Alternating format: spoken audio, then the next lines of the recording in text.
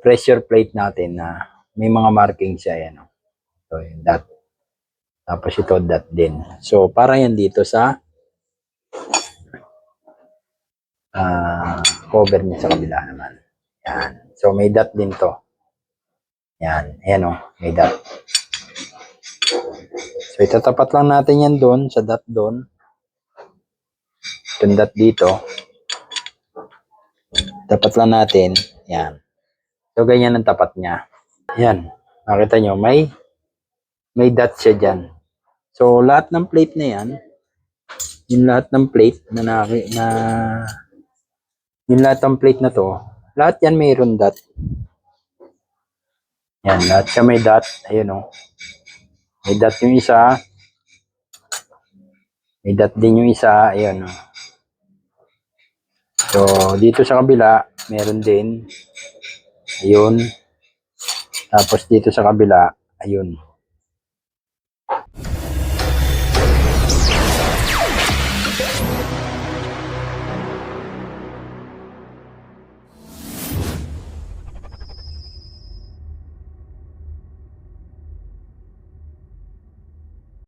Okay, babaklasin na natin yung clutch nitong motor. So, bagong lahat, i-drain muna natin yung langis niya dito at saka yung coolant niya dito. Okay, drain na natin siya.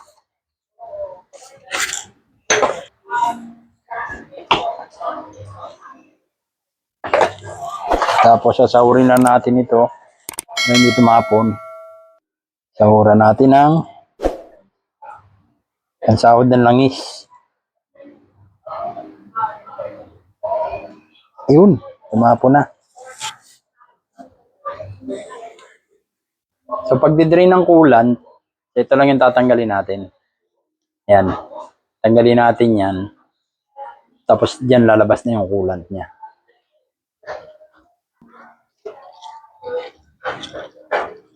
Okay. Yan.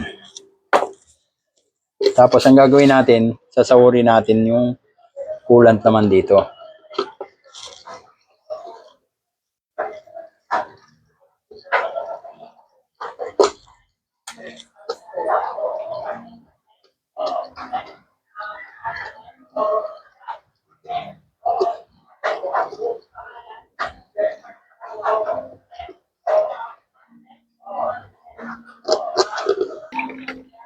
Ayan, kaya yung coolant tumatapon na.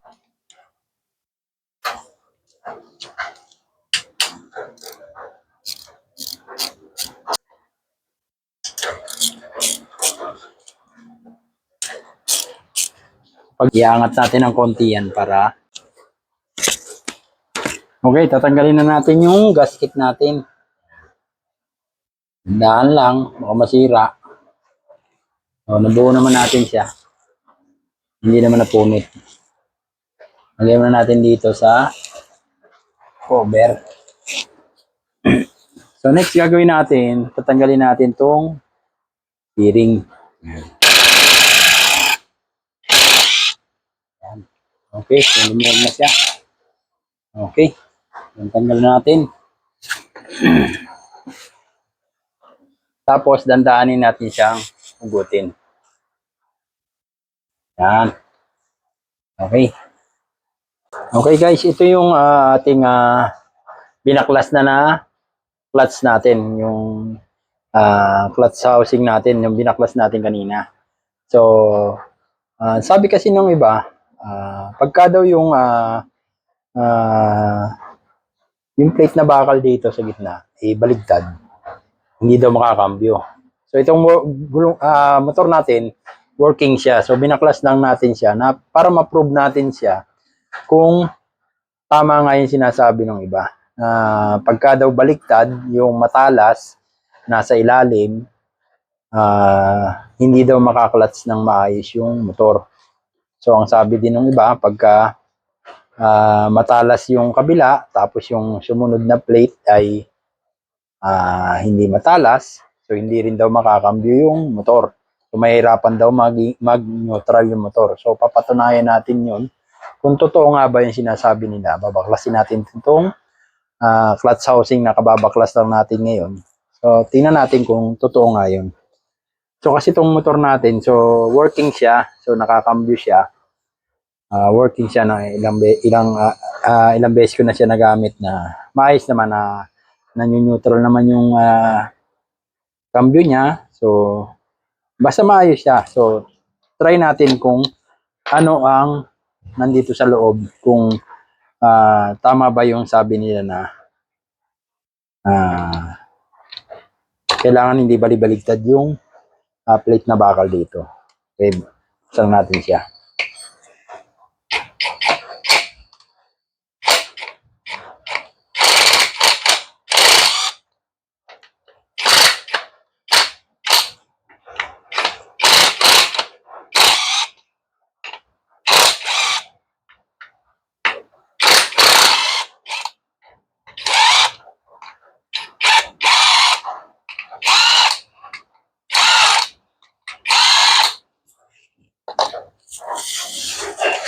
Okay, so makikita na natin siya.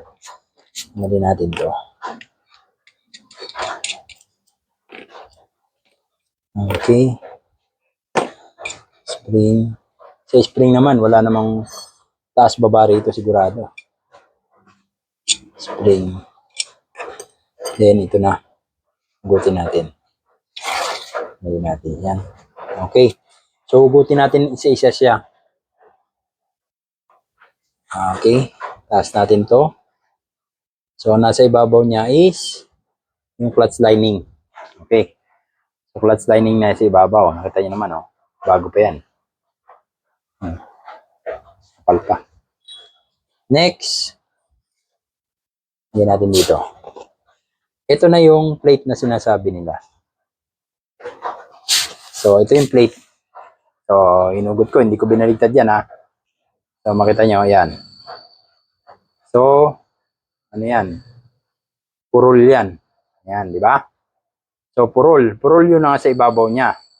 Pag binaligtad natin, ito yung sinasabi nila na matalas. Okay? Di ba? So, ang nasa ibabaw nitong clutch natin is purol. Okay? Lagyan natin dito.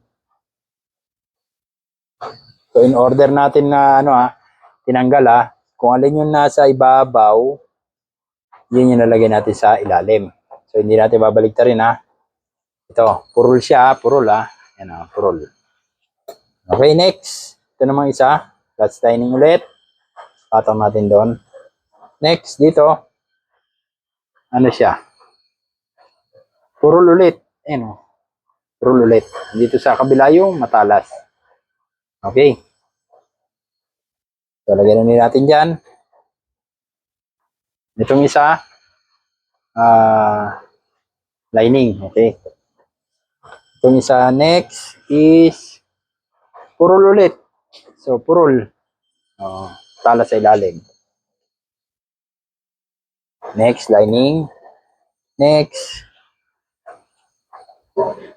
So, ito. Matalas. So, matalas yung nakaibabaw sa kanya. So, nasa ilalim yung purol. So, matalas yun ang sa ibabaw niya. Okay. So, isa lang yung matalas. So, nandito sa pinaka ilalim. So, pagkatapos ng lining sa ilalim, ang nangyari, ito, matalas. Nasa ibabaw. So, nakaganyan. Okay, guys. So, ito na yung ating clutch. Ito na yung clutch natin. Okay. So, nagko-confuse din kasi ako kung ano ba talagang totoong tama. Yung mapurol yun nasa ilalim or matalas yun nasa ilalim. So, yung isa ko kasi napanood na video, yung ginawa niya, yung lahat na matalas sa ibabaw. Okay, parang katulad nito. Ayan. Ganyan siya. So, ito yung matalas. Ito yung matalas. So, pagkatapos nitong lining, pinatong niya yung clutch. Ano ba ito? Spacer ba ito? Yan. Yan yung matalas. Tapos, patong ulit ng lining, tapos matalas ulit. So, yung mapurol, ito, nasa ilalim. So, ganun yung ginawa nila. So, ang sinubukan natin, kasi nung binuksan natin itong clutch natin, so nakita niyo naman kanina nung binuksan natin, balibaligtad siya. So, may matalas, may mapurol, hindi pare-parehas yung lagay niya. So, may matalas, may mapurol, pero yung motor natin is working naman siya. So, hindi siya mahirap i-cambio. So, hindi naman din siya mahirap i-neutral. Working talaga siya. So, gusto ko lang mapatunayan kung totoo nga ba talaga yung sinasabi ng iba na kailangan itong plate na ito is dapat pare-parehas siya na matala sa ibabaw tapos purol sa ilalim. So, yun ang gusto kong ma-prove. Kaya ngayon, ginawa natin sa kanya is in-arrange natin yung plate na ito. Ginawa natin lahat siya matala sa ibabaw. Tapos, lahat mapurol sa ilalim. Tapos, tetestingin ngayon natin yung motor natin kung anong diferensya nung ganong style. Para ma-prove natin na totoo talaga yung sinasabi ng iba. Kasi, confused din talaga ako. Okay, samahan nyo ako pag-assemble natin ito. Hugasan lang muna natin siya kasi ayan, marami siyang Hugasan natin siya tapos i-assemble natin ulit siya. Okay? Okay guys, so i-assemble na natin yung ating clutch. So nakita natin dito sa pressure plate natin na may mga marking siya. Ayan, so yung dot. Tapos ito dot din. So para yan dito sa cover niya sa kabila naman. Yan. So may dot din to. Yan. Ayan o, may dot. So, itatapat lang natin yan doon, sa dot doon. Itong dot dito. Tapat lang natin. Yan. So, ganyan ang tapat niya. So, may isa pa ako napansin dito, guys. Itong plate na ito. Yan. So, kung mapapansin nyo, meron siya ditong saan na ba yun?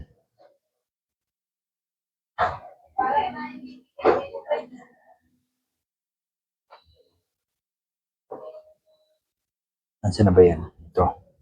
Yun. Yan. Makita nyo, may dot siya dyan.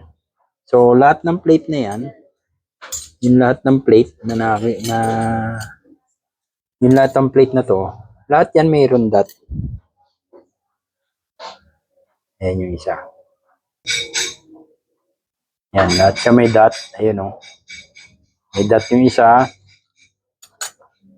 May dot din yung isa. Ayun o. So, dito sa kabila, meron din. Ayun. Tapos dito sa kabila, ayun. Yan. So, ang gagawin ko ngayon dyan is, pagtatapat-tapatin ko lahat ng may dot. Yan. So, hindi ko rin alam kung ano yung purpose niyan, mga dot na yan. Yan. So, yan. May mga dot sila lahat dyan. Yan.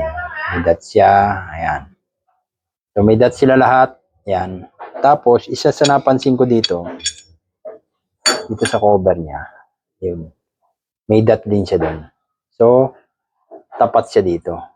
So, yun ang gagawin natin ngayon na pagsalpak sa kanya para try natin kung ano talaga yung nagiging result niya.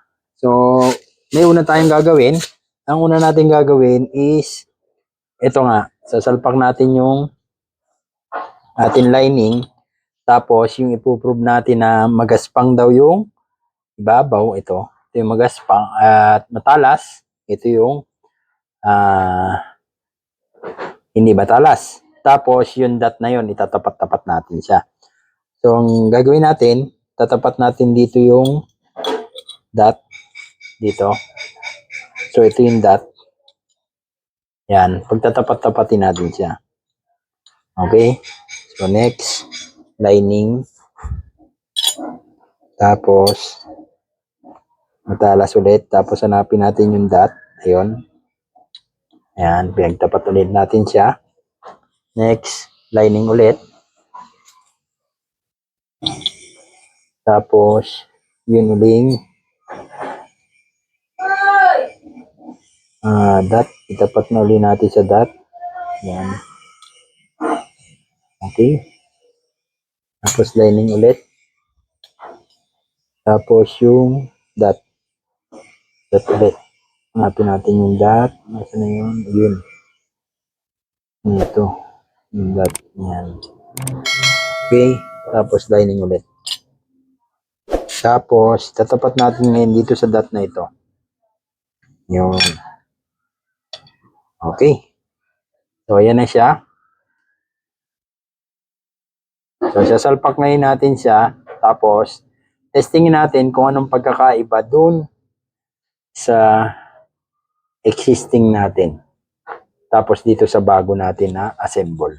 Okay, i-assemble natin siya dito sa ating basket. Assemble na natin siya dito sa ating motor. Yan. So, nalinisan na natin siya. Yan. Nalinisan na natin siya. So, assemble na natin siya. So, may washer tayo. Yung washer natin.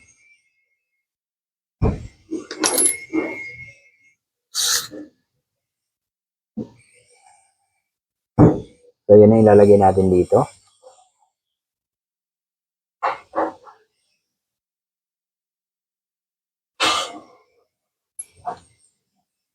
Okay. Next. Yung spacer natin.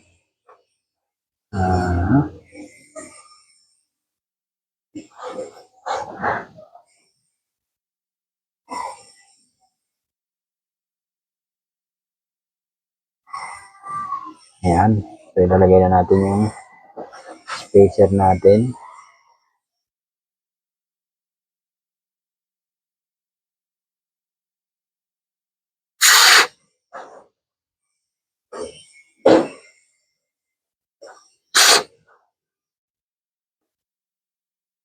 Next, lalagay natin yung ating clutch basket.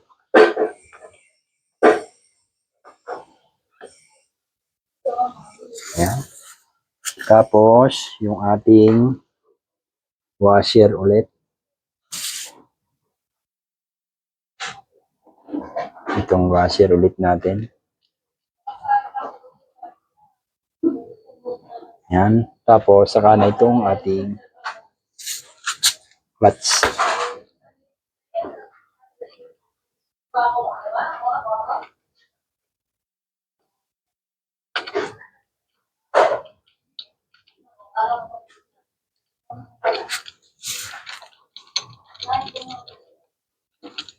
Ganyan ang paglalagay niyan. Yan lang tumapat siya. Yan. Okay. So, tapat na siya.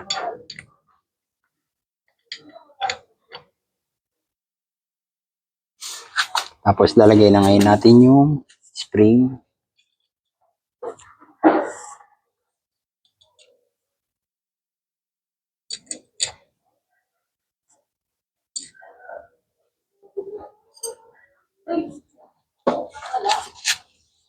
Tapos ito.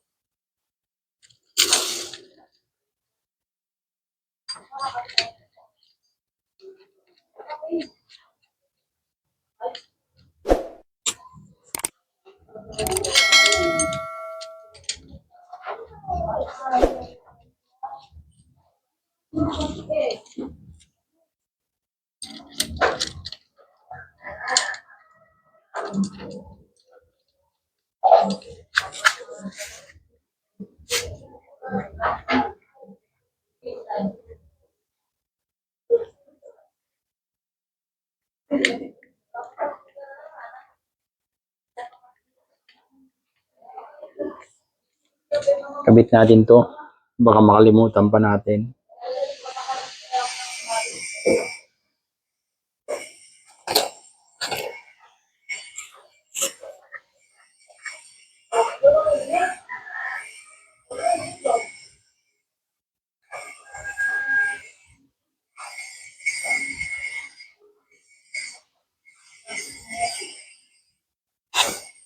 Okay guys, so nabuo na natin yung motor. So nasalpak na.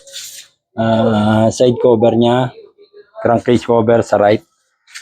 Testing na natin siya kung under na siya. Tapos testing na rin natin kung anong diferensya nung kanina na ginawa natin sa clutch niya. Pandarin na natin siya. Yun. So one click, mandar siya. Tingnan natin kung napipigay yung clutch. Ayan, tingnan yung clutch. Ayan.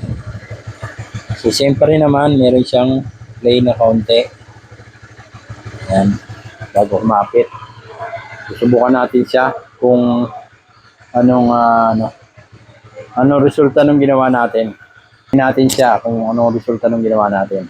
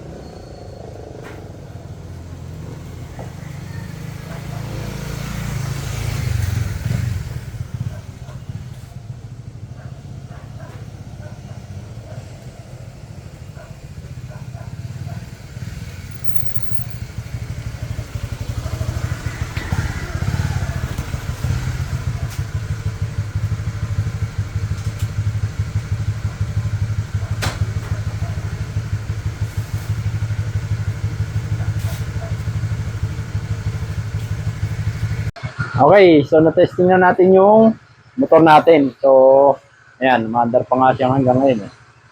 So, base dun sa ating naging pag-testing at ang resulta nung ginawa natin na pag-eksperimento kanina, yung pagpapalit-palit ng mga plate ng clutch natin at pag-adjust ng pag-adjust ng mga markings niya. So ang naging resulta ay wala. So walang pagbabago. Walang pagbabago dun sa takbo ng motor natin. Ibig sabihin, yung sinasabi nila na baliktad daw yung plate ng pagkakalagay is walang epekto. Walang epekto doon sa motor natin. So walang epekto doon sa pagkakakabit ng motor. Wala ding epekto yung pagtatapat-tapat ng mga markings na nakita natin kanina, yung may mga dot markings doon. May mga dot markings doon sa plate na bakal. So walang epekto. So wala naging epekto sa motor natin kung halimbawa tinama man natin yung pagkakatama nung matalas at saka mapurol na plate nung clutch natin. So, yun lang masasabi ko sa inyo guys. So, sana may natutunan kayo at sana nakatulong din sa inyo. Okay? See you next vlog. Thank you for watching. Bye-bye.